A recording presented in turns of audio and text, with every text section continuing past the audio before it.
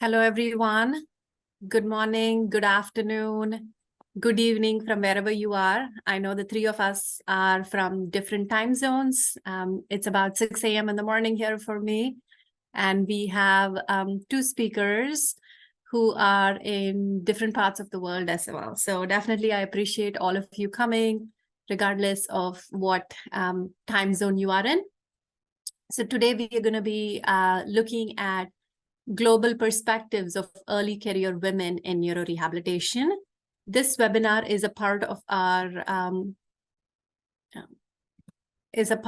Women in Neurorehabilitation SIG special interest group at the World Federation of Neurorehabilitation. I am Sangeeta Madhavan. I am a professor at the University of Illinois, Chicago, and my co-chair is Dr. Jyotika Mehta, who's also on here, and she is from the Texas Women's University. Both of us are going to be moderators of the session. And just to give you a little recap about our SIG is we would like to serve as a platform for collaborations and communication, specifically for women in neurorehabilitation or people who want to support women in neurorehabilitation. So I think the support of everyone is really important here. We want to look at mentoring and networking resources that promote career development in women. Our main goal is to promote a greater diversity and representation of women and encourage women and everyone else to create a professional climate that supports career advancement, recognizes achievements, and fosters inclusivity within the neurorehabilitation world. One of our goals is also to provide resources for personal development and fulfillment. And that's how this seminar kind of came to fruition. We presented last year at WFNR at the annual conference.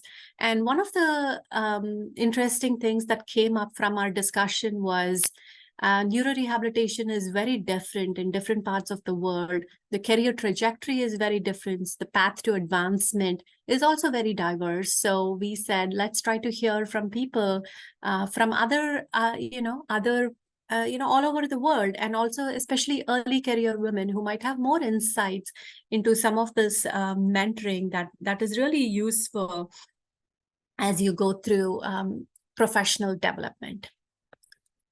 So why do we actually need a SIG, which is specific to women? One, there is gender disparities here. We have made a lot of advancement for sure, but a recent publication, this was in 2022, showed that women are less likely to be hired and promoted in the medical field.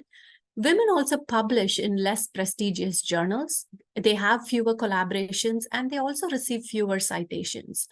There are various reasons for this, which I'm not going to get into because I would like to let my speakers talk here. But definitely I think it's important to note that this disparity exists, and it has been qualitatively represented, both qualitatively and objectively represented here, and something we definitely need to work to in order to fill this bridge in gender disparity. So we have two speakers here for this webinar. Both of them are researchers and clinicians. So our first speaker is Dr. Maria Alejandra Spear, who is a rehabilitation research physician, and she's focused on traumatic brain injury and comes to us from Medellin, Colombia. She is also the president of the Young WFNR Special Interest Group. And then our other speaker here today is Ms. Sonal Chitnis. She's an associate professor of speech-language pathology at Bharati Vidyapeeth in Pune, India. She is also a task force member of the Indian Federation of Neurorehabilitation and is very active in the clinical aphasiology SIG of the Indian Speech-Language Association. So the structure of this webinar is going to be that we're going to start with Dr. Spear, and Ms. Chitnis will follow. Well, they'll draw upon their experiences as an academic faculty member and a clinician and how they navigate these roles as women in the field. We ask that the audience hold on to their questions. You can put it in the chat, and we hope to have a invigorating question and answer discussion panel after the speakers have finished their presentations. So without further ado, I am presenting Dr. Spear.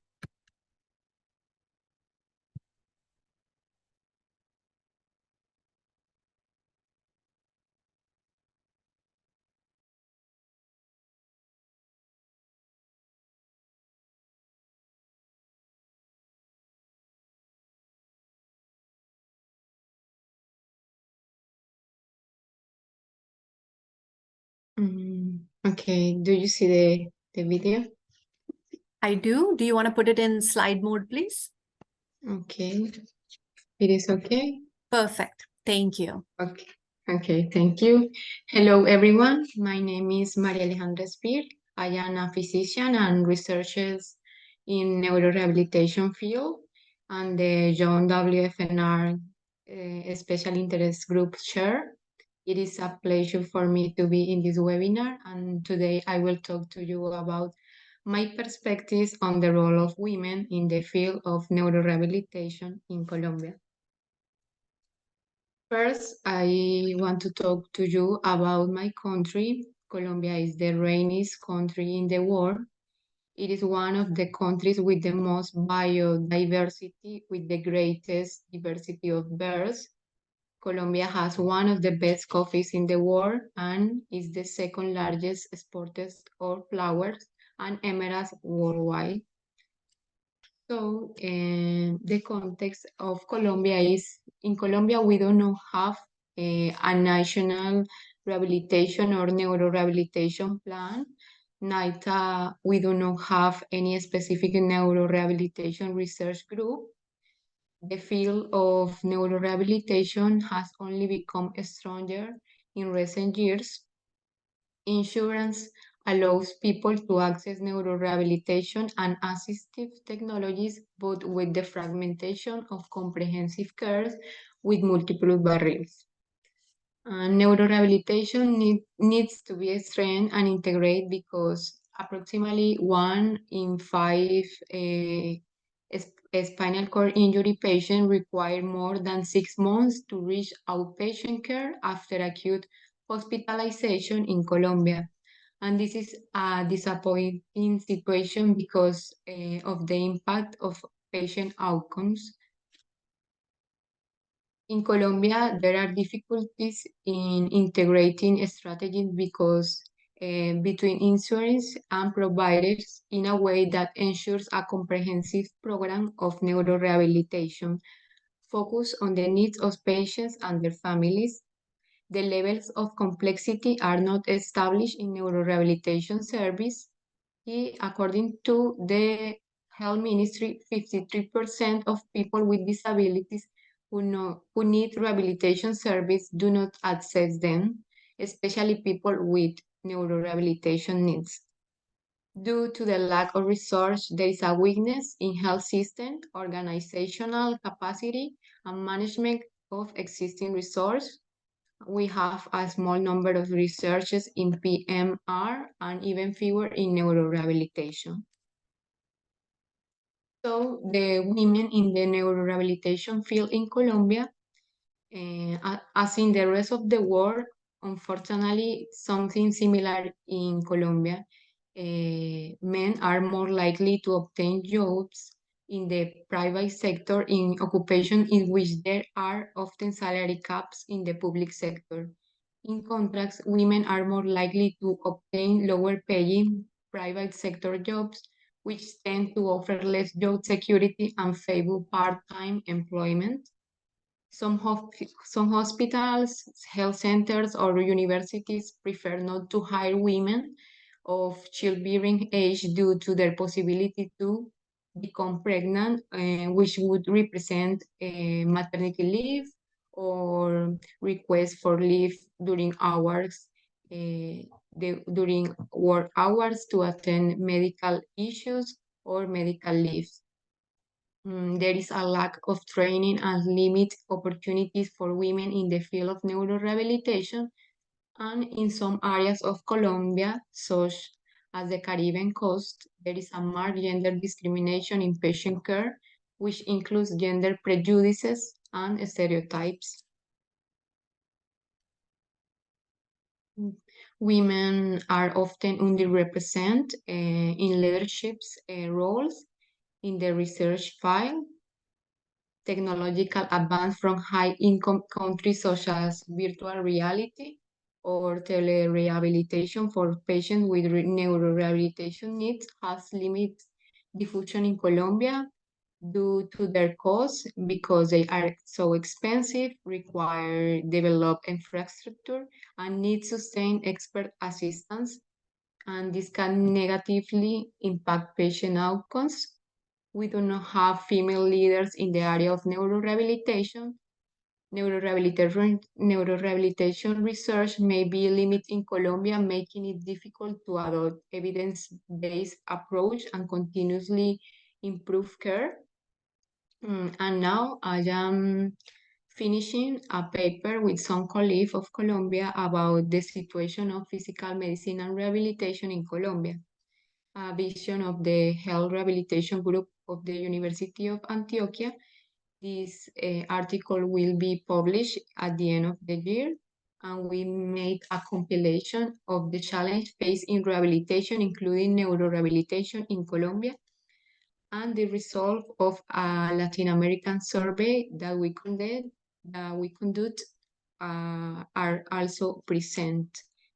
So this is a survey about the participation of women in the scientific literature on neuroscience in Colombia, reviewing the articles published between 2015 and 2017, both among authors and among reviewers. We can see that women have always been a minority. In 2015, only 40.6%. In 2016, only 43.9%.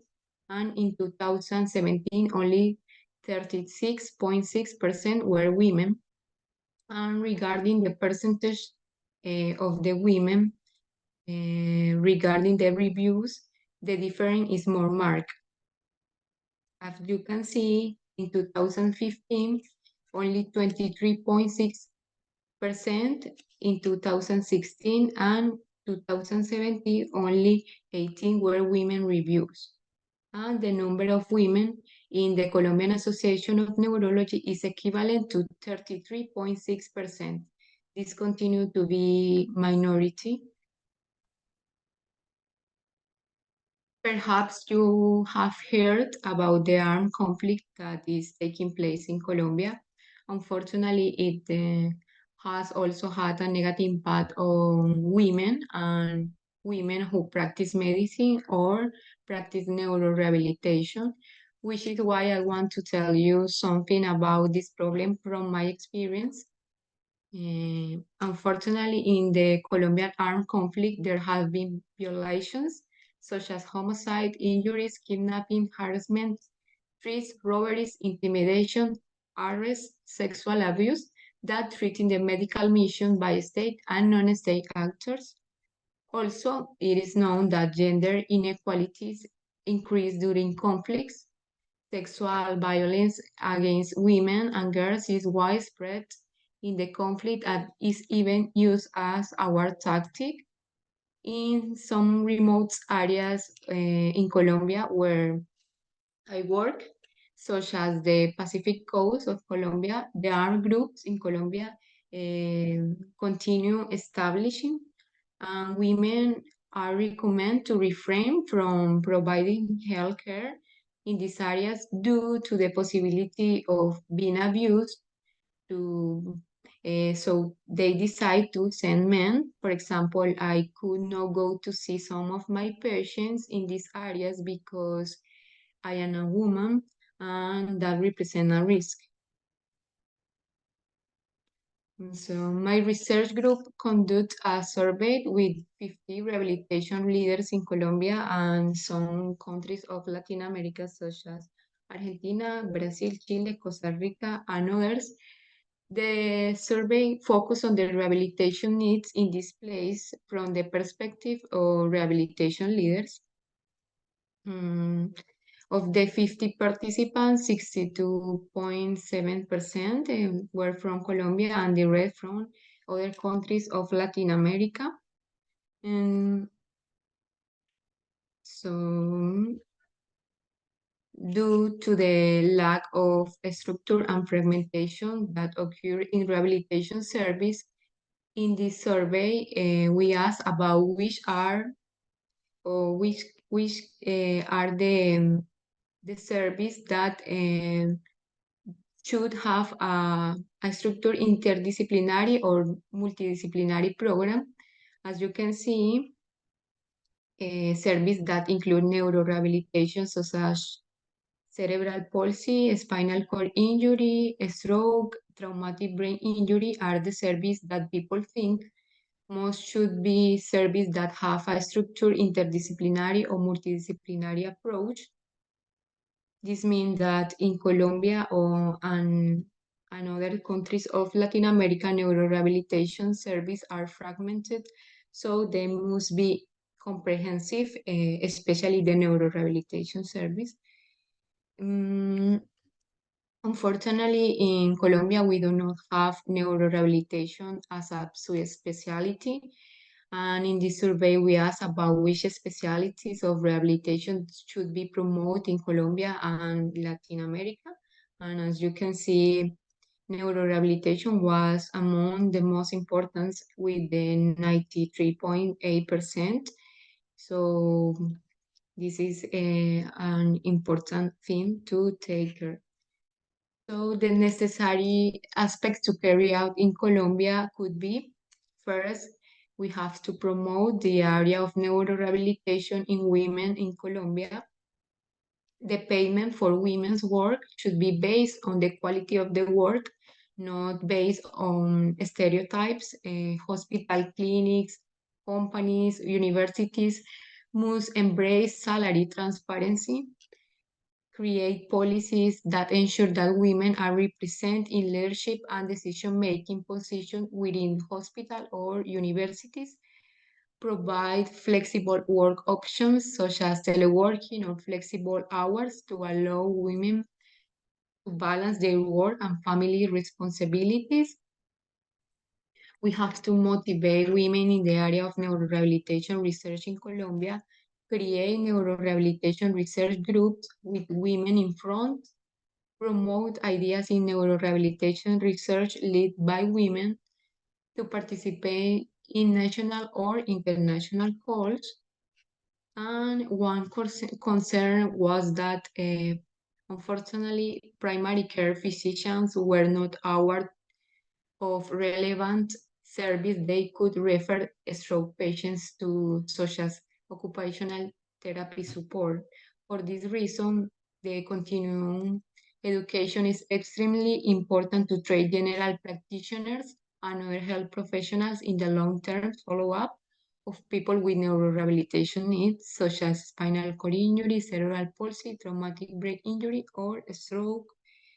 Likewise, due to the difficult to remote areas where armed conflict exists and represent a danger for women in neurorehabilitation, the teleconsultations must be offered synchronously or asynchronously and promote telehealth and telerehabilitation in neurorehabilitation to integrate primary care with secondary and tertiary level of complexity.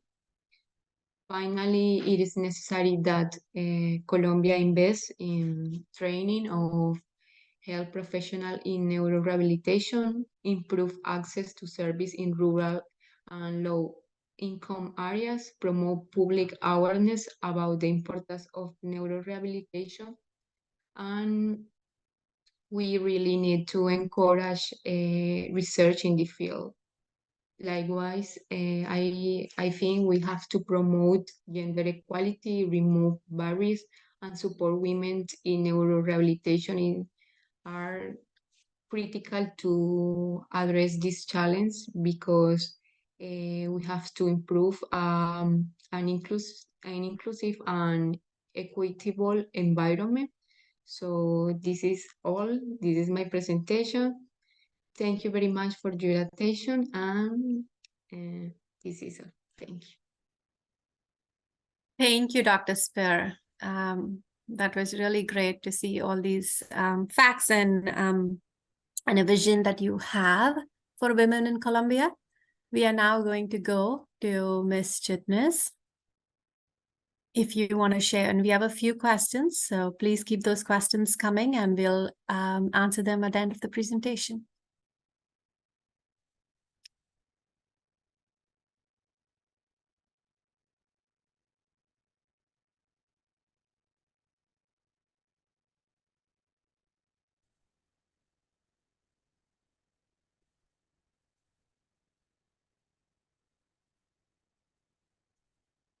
Hello all, good evening.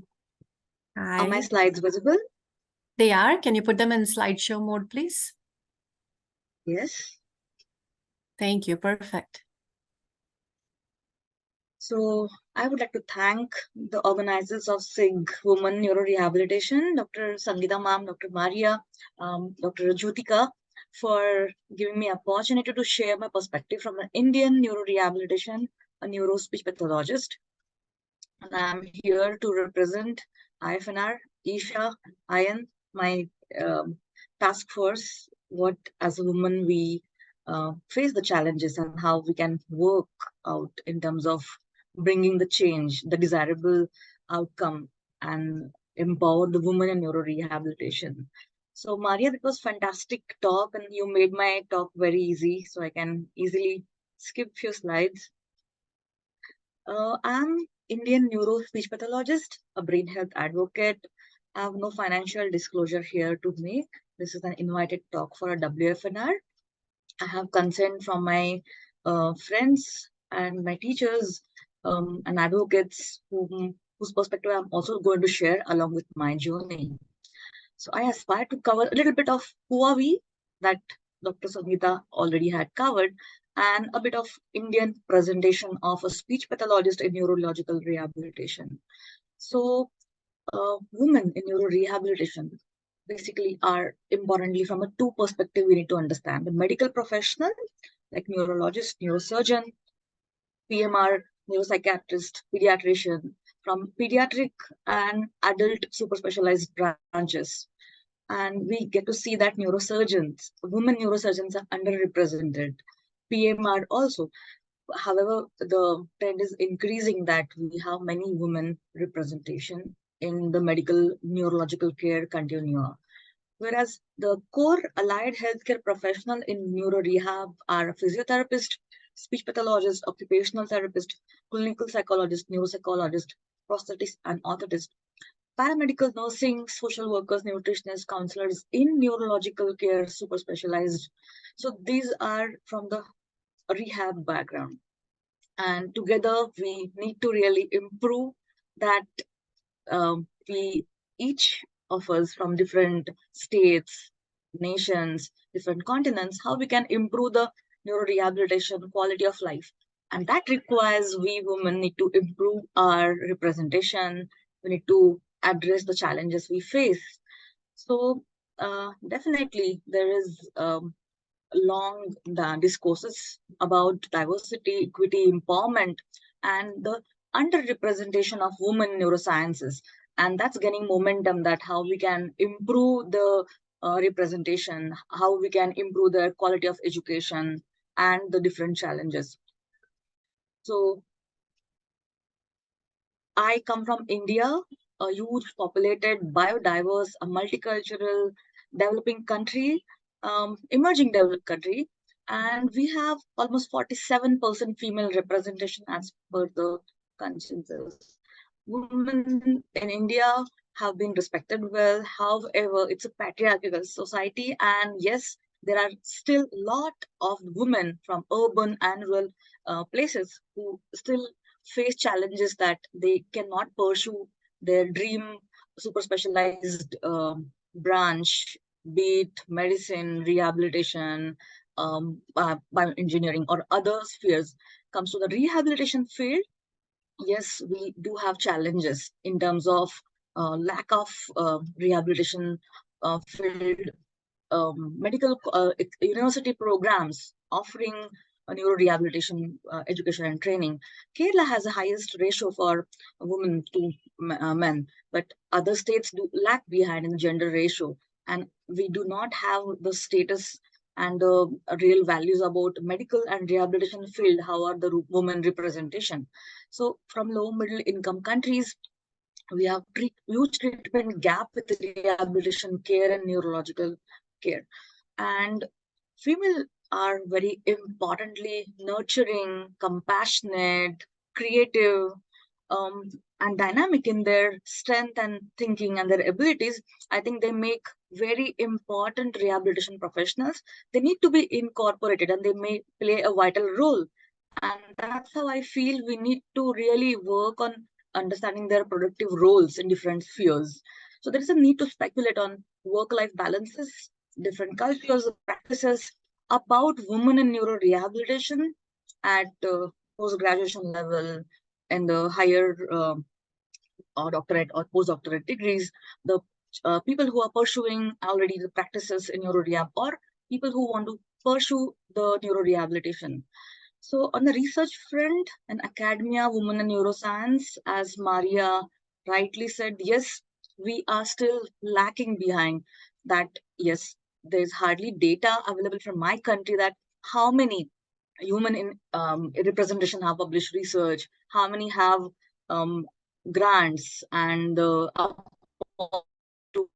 higher specialized degrees, trainings in this nation and in the country as well as abroad, and how many are able to come back and make a successful career. What are the hurdles they face? So there are yes, they face racial biases, sexual, color, gender identity biases. They're underrepresented, and in the decision making and higher rank authorities, women are underrepresented, specifically in a neuroscience and neurorehabilitation career. So it took India almost more than 60 years to get a reservation bill to have the women in parliament. I'm not sure about how we can improve this number in neurological care.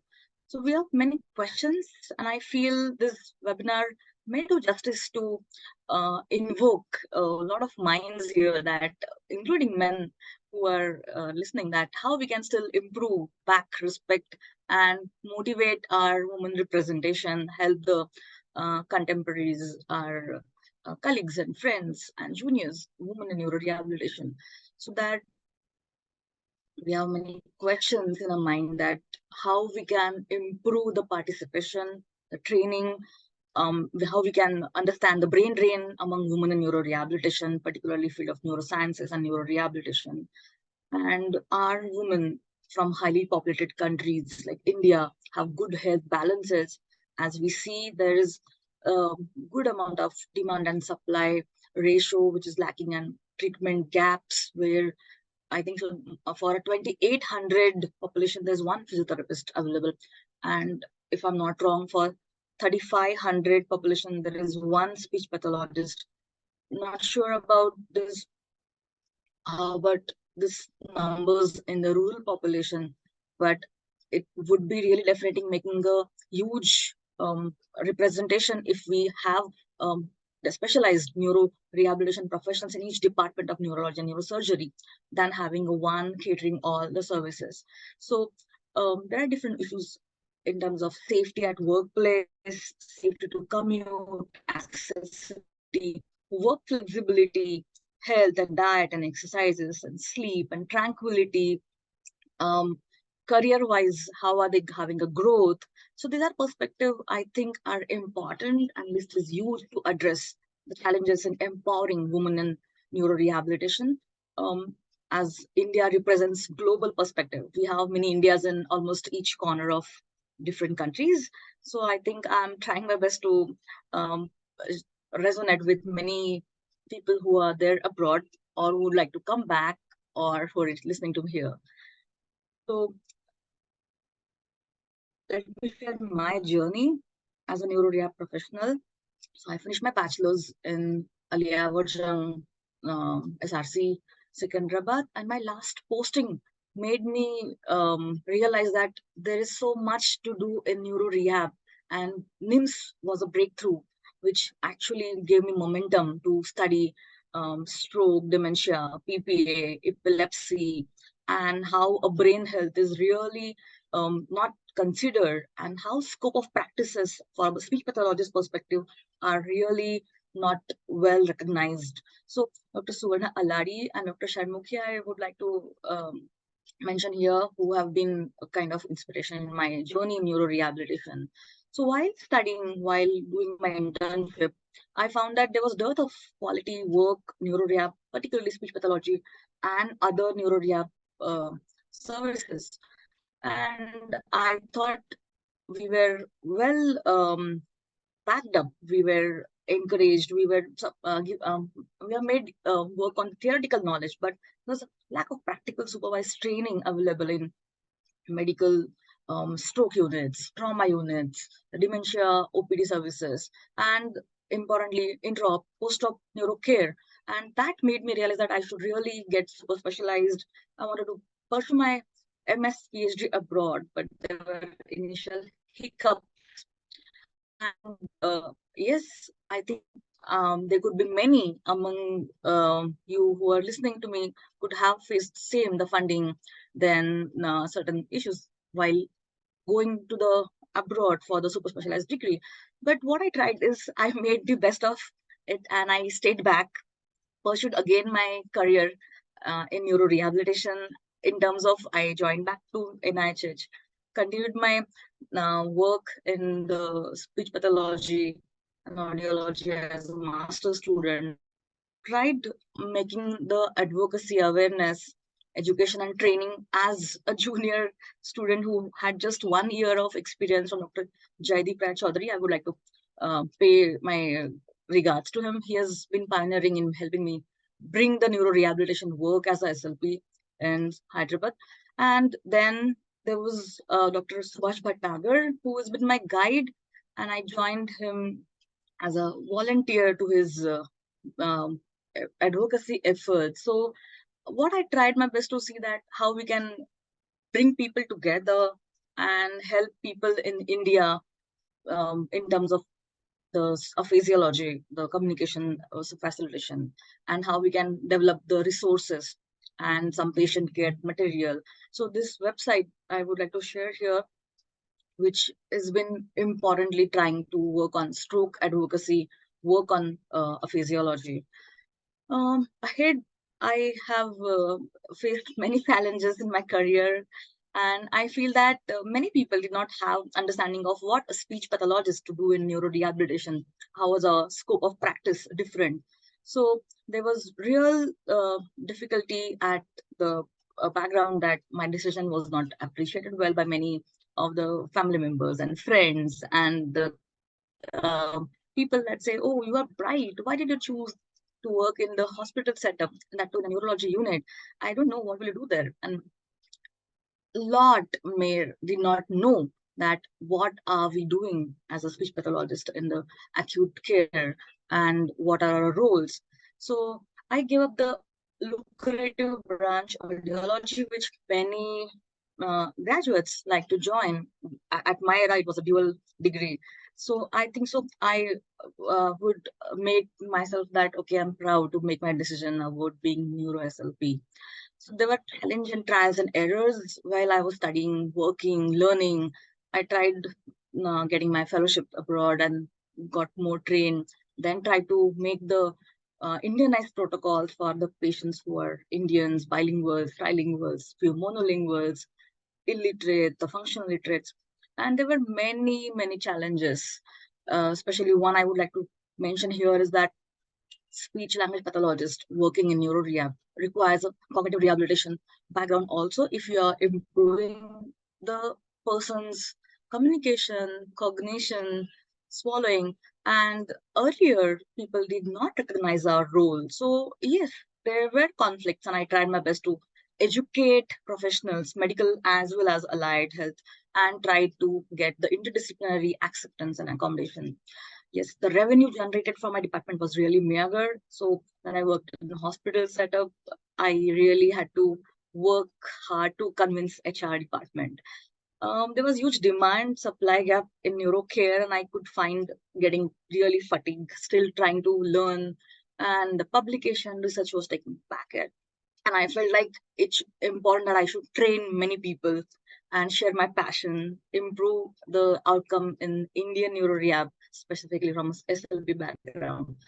So while I had to relocate myself to my hometown Pune, I had an opportunity to join and continue my focused work as a teacher in Bharati Vidyapit School of Audiology, Speech Pathology. And being a teacher is not easy. You have a lot of responsibilities. So the teaching requires lifelong learning, dedication, hard work. You have to motivate yourself to learn, do a mentoring work, research work. You are a clinician, you are a teacher.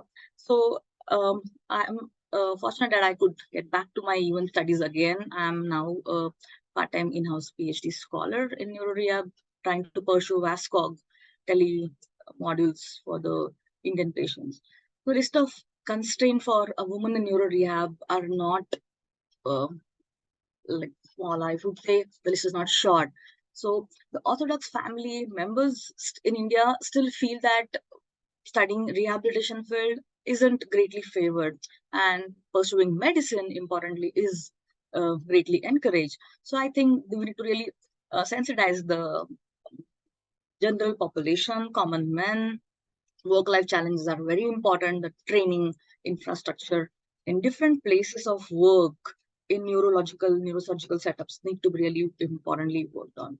So we need to really understand why there is a brain drain in terms of speech pathology I'm representing here, and also other field of neurorehabilitation that people really feel that there's a low income, poor scope professional growth, salary dissatisfaction, and that's how people need to feel that they go abroad, they like the training and the quality of life there in the developed countries. But trend is definitely changing now. So I came across the women's cell in Indian Association of Physiotherapists that there is a dedicated wing to improve quality of life in women neurorehabilitation. I really encourage them. They are strengthening the wings, and I feel there should be many more branches. The parent association should take up such work, that how they can improve the women neurorehabilitation quality care. So let me just present the voices of my friends, eminent speakers in neurorehabilitation. I closely work, interact with.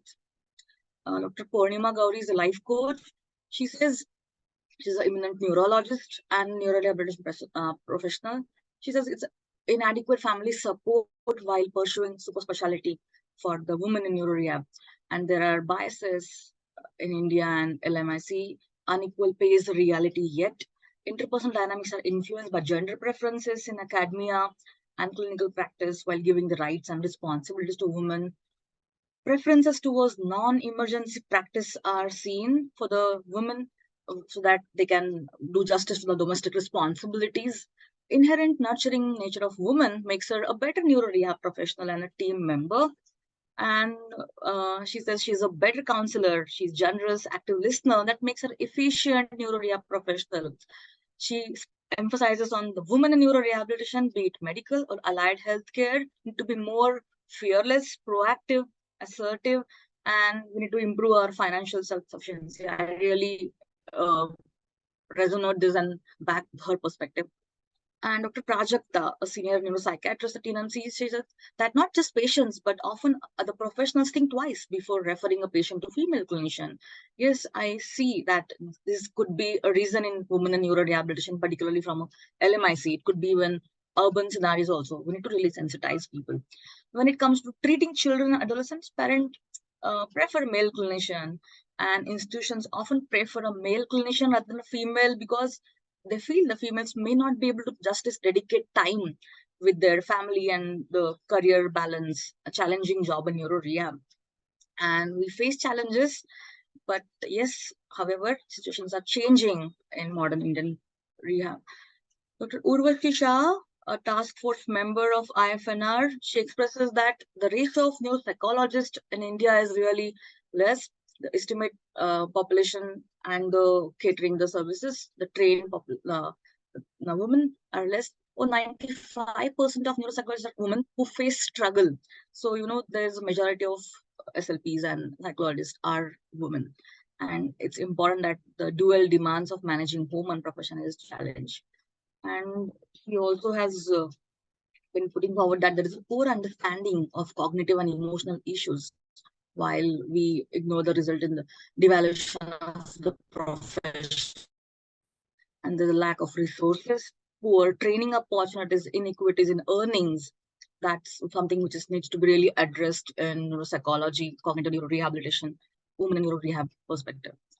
So I feel that Manav Seva, Rashtra Seva is a very important, the service worship to the your importantly a god, which is like a medical and humanitarian rehabilitation services. So one needs to do a bit of homework that can I pursue my career in women and neuro rehab when there are graduate students need to be really motivated. I feel in India the scenario needs to be really improved. Decade-long practice, we still face a lot of challenges. We require financial, educational, moral support for innovation, empowerment, and we need to make health policies for the women in neuro rehab with respect to their health. I've seen that the patients and even administration expects that every woman in neuro rehabilitation has to be there, unbiased of their challenges, their difficulties and constraints they face. So I think they should be technologically backup, work flexibility, and across biological clock of women in neuro rehab, we really require to and have voices at cross physiotherapy, occupational therapy, psychology, in the neurodevelopmental or acquired neurological practices. So there is a definite recognition for women is increasing, but as you climb up the ladder, you have to manage the stress. So more challenges, more strength to require. So to bring the world closer, we need to create opportunities, grants, scholarships, hybrid events, and we need to even sensitize the society, I feel. And I strongly support the mentor-mentee program initiated by WFNR. We need to conduct that locally and globally. So in every field at the moment, along with men and other people society, women's walk of life and neuro rehabilitation, we need to really understand the challenges. We have to be able to challenge. We have to compete. We have to be claim leadership and support other women. That's very important. So the quote by Madam Ellen Sirleaf. So I thank my supporting teams of IFNR, Isha, IN, Neuro Rehab subsections, my team. Previously, I worked in Hyderabad, my alma mater, and the current Bharati Vidyapeeth School of Audiology, Speech Pathology, and DMH for allowing me to pursue my focused, dedicated work in advocacy. Thank you so much. Thank you, Sonal and Maria. Amazing talks. You both did a really nice job being candid. Some of the things you mentioned, we really don't talk about as a society, but those are things that actually keep women from moving forward. So I really appreciate your candidacy here. And I think you had some great numbers. Outrun time. Pardon me? I'm sorry. Sorry, I took long. Oh, no, that's okay. That's fine. It was an interesting talk. You both had great numbers in terms of authorship and the involvement of women in neuro rehab. So that was also really amazing to see. And I think the underlying note here is there's a bias. There's a gender bias for sure. And it's at several layers. I think there's a societal bias in terms of like women physicians or women clinicians. There's also an institutional bias in like collaborations and pay when there's unequal pay. And there's also personal bias when patients come in where they maybe prefer to see a male doctor instead of, a male clinician instead of a female clinician. So I think the underlying similarities across countries is really, it is not surprising, but again, you wish that it would be better, but it's not. Thank you. So we'll open up the floor for questions. Dr. Mehta, do you have anything you want to ask our speakers? Certainly. Thank you. Thank you so much for this wonderful talk, Maria and Sonal. This was, like Sangeeta said, very candid. And I think that candid conversation is much, much needed to move the field forward. So my question is really, really broad. We do know there is a lot of evidence about worldwide gender gap in medicine in general and neuro rehab in particular. And some of the challenges were certainly mentioned today. And given that there are differences in methods and approaches and certainly resources in neuro rehab across various parts of the world, what in your opinion, and this question is to both of you, what in your opinion should be one of the primary basis of change, one solution that would be applicable to your field in your part of the world? I know, very broad, like we are talking about like a pie in the sky. If we can advocate for change, what should we be considering? Maria, you want to take up first? Okay, sure. So, as an early career woman, I think that we must continue to break down the stigmas and stereotypes that exist against the women in their neurorehabilitation paths. For example, I remember that I have had to face some challenge from patients because they think that, for example, they think that I am too young to care them. So they think that if I am a young person, I will not give them the quality of care they deserve, and make some comments such as I prefer to be evaluated by someone older. And it is sad to me to have to listen to these comments because it is an underestimation of the work, and adding the fact of being a woman are two factors that together are a great challenge to face. So I think that we have to continue to break down the stigmas and stereotypes in Colombia. The the area where I work in the Caribbean coast, I think is very difficult in this part of being women.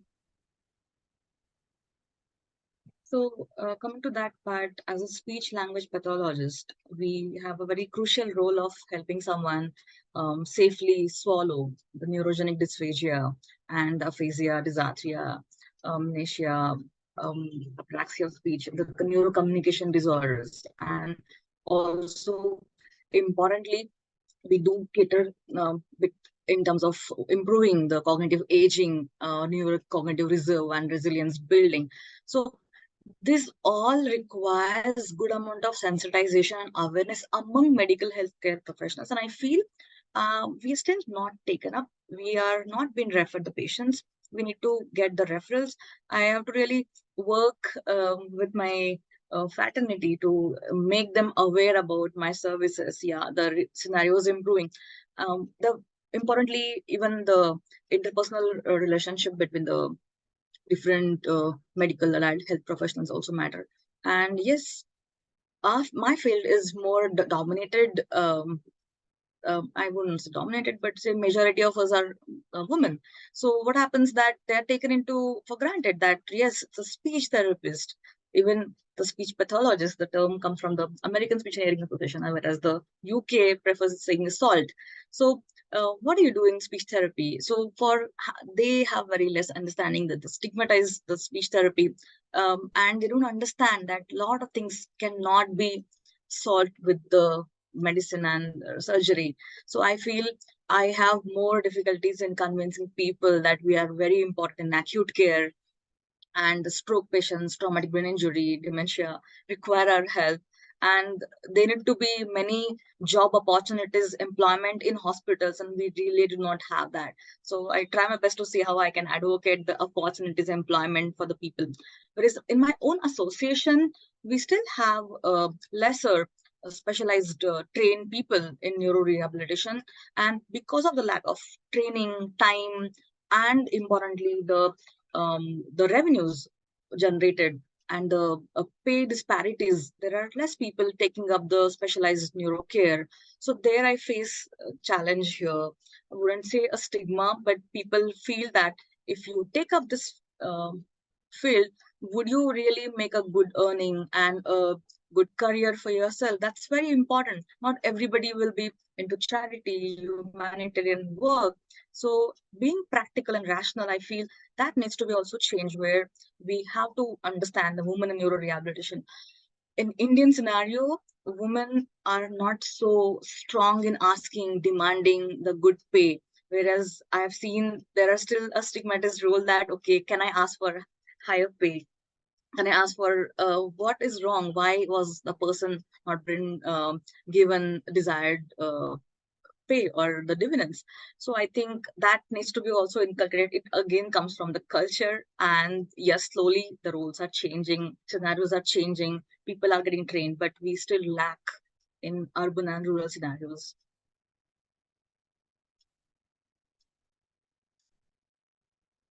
Thank you so much. Yes, I think we do need to start the conversation about changing the stereotypes. And Maria, I think you brought up a great point.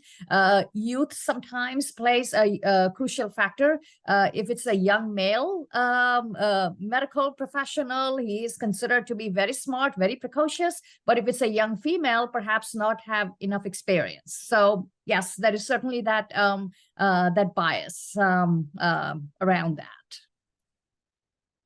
Thank you. Go ahead, Sangeeta. Yeah, no, I reflect your views and sentiments, and you know, I think we're making some progress, but progress is being made, but it's being small. So I think we definitely need to ramp up what we're doing, and this is, you know, having many platforms to do some of these things is great.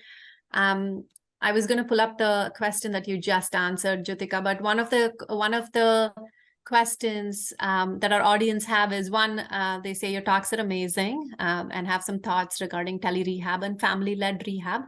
But I'm going to pick a question about gender inequality again. So they ask if you think gender is considered seriously within the equality, diversity, and inclusion policy for neurorehabilitation. I think that's a great question, and I agree with Dr. What Mehta said.